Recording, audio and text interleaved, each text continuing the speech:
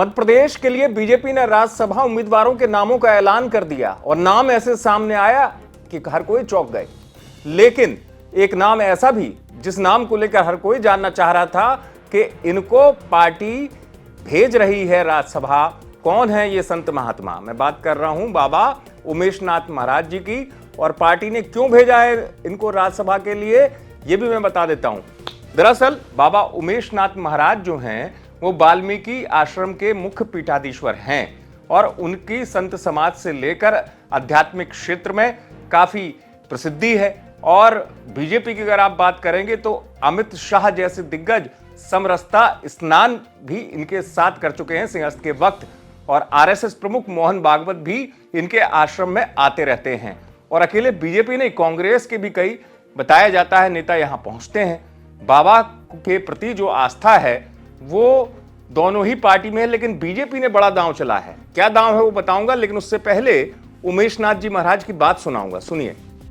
भगवान महाकाल की कृपा है और अवंतिका के प्रत्येक नागरिक जो यहाँ निवास करते हैं उन सब का ये सौभाग्य है कि अवंतिका से मैं समझता हूँ कि अवंतिका के इतिहास में शायद पहली बार किसी संत को वहाँ पर पहुँचाया गया है।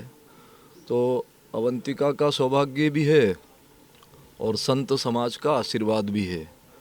मैं समस्त संत महात्माओं की ओर से माननीय मोदी जी को आशीर्वाद देता हूँ, और उनका जो सोच है तो वो ऊंची सोच और ऊंचा विचार, इन समस्त भावनाओं को मैं आदरपूर्ण रूप से मैं समझता हूँ और मैं अपने जीवन में स्वयं भी उसको साथ लेके चलता हूँ।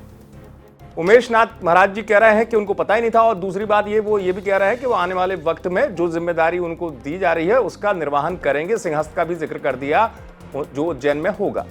दरअसल बीजेपी जो है आने वाले भविष्य को लेकर समरसता के संदेश के साथ आगे बढ़ना चाहती है। समरसता यानी कि हर वर्ग का साथ और हर वर्ग की बात। तो ऐसे ही वाल्मीकि समाज का प्रतिनिधित्व करते हैं बाबा उमेशनाथ जी महाराज। एक तो आध्यात्मिक विभूति है, दूसरा पार्टी ने यह भी सोचा है कि अगर पार्टी उनको सम्मानित करते हुए राज्यसभा भेजेगी तो इसका संदेश समरसता के तौर पर जाएगा, खासतौर से वाल्मीकि समाज के वर्ग के बीच में और भी वर्गों के बीच में एक संदेश पार्टी दे देगी, और दिया भी है पार्टी ने इस तरीके से जो मौका मिला है। हालांकि बताया यह भी गया कि वो पूजा पाठ कर रहे, जब उनको पता चला कि उनको राज्यसभा भेजने के लिए बीजेपी ने मन बना लिया है, लिस्ट में उनका नाम आ गया है।